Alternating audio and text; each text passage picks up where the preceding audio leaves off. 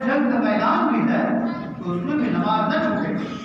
اس لیے کہ بہت اس طرح کی کیفیت آ جائے جیسے خندق میں کئی نمازیں قضا کی، بہت مشکلات ہو تو بعد میں قضا کی جائے. رسول اللہ صلی اللہ علیہ وسلم نے صحابہ کے ساتھ مجاہدین کے ساتھ معاہدہ آپ نے قضا کی.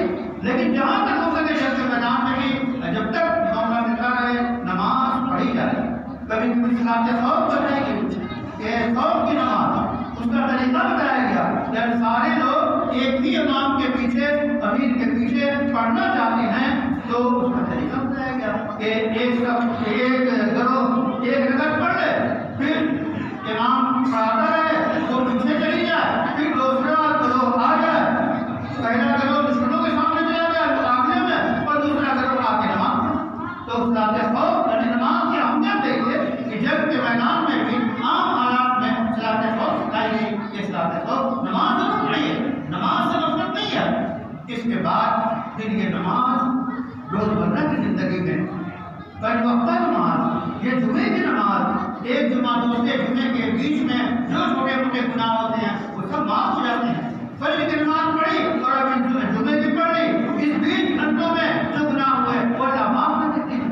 پھر جمعے کے بعد عصر تک جو عصر پڑھ لیں گے تو اس بیچ جو گناہ وہ معاف ہو جائیں گے. تو یہ پنج وقتہ نمازوں میں نمازوں کے ذریعہ بیچ کی نماز جو ہے گناہ اور جو ہے آپ کے مسلم جو چوک اور بھول اور غلطیاں ہوتی ہیں وہ معاف ہوتی جاتی ہیں. اس لیے ان چیزوں کو مضبوطی سے تھامنا چاہیے. نماز پنج وقتہ نماز ہم خود پڑھیں اور اپنے بھی سنا نماز کو قائم کرو، وہ اس کا بھی لڑائیے، اس پہ جمع رہیے اور اس کا حکم اپنے بچوں کو کیجیے، اپنے پوتوں کو کیجیے، اپنے نوازوں کو کیجیے. فجر میں نانا جان دادا جان فجر میں چلے آتے ہیں خاموشی سے، پیر دبا کے بچوں کے نیند میں خراب نہ پڑے.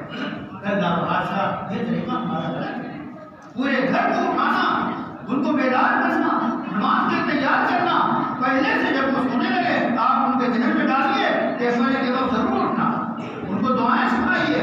تو یہ نماز ہے. تو کہا صاحب اللہ کی مدد، اللہ کی نصرت کب ہمیں ملے گی؟ خود قرآن نے اس کا طریقہ بتا دیا، صبر کے ذریعہ اور نماز کے ذریعہ. صبر کو ثبات کو ہم جو ہے مضبوطی سے تھام لیں، ہر حال میں صبر کریں، اس سے ہماری قوتیں بڑھے گی اور ثبات ملے گا. اور نماز کے ذریعہ ہماری زندگی سیدھی راہ پہ قائم رہے گی جو برزخ میں بھی اور آخرت میں بھی ہم کامیابی سے ہم تیار ہوں گے. اللہ تعالیٰ سے دعا ہے کہ ہمیں خیر اور صبر اور جو ہے ہر شر سے ہماری اللہ تعالیٰ حفاظت فرمائے، خیر عطا فرمائے. اور جہاں جہاں مسلمان جن حالات میں ہیں ان کو اللہ تعالیٰ کامرانی سے بنا دے. خاص طور پہ فلسطین کے لیے، غزہ کے لیے، مسلمان عرب کے لیے آپ دعائیں کیجیے، اللہ سے گڑگڑائیے، سجدوں میں دعائیں مانگیے. اے اللہ ہمارے ان لوگوں کی جو آپ کی رضا کے لیے، بیت المقدس کی حفاظت کے لیے، اپنے گھر کو بچانے کے لیے جو لڑ رہے ہیں، اللہ ان کی حفاظت فرمائے اور ان کو قوت اور طاقت دے اور فتح یاب فرمائے. اور پورے عالم اسلام میں جو ہے یہ خوشی ہو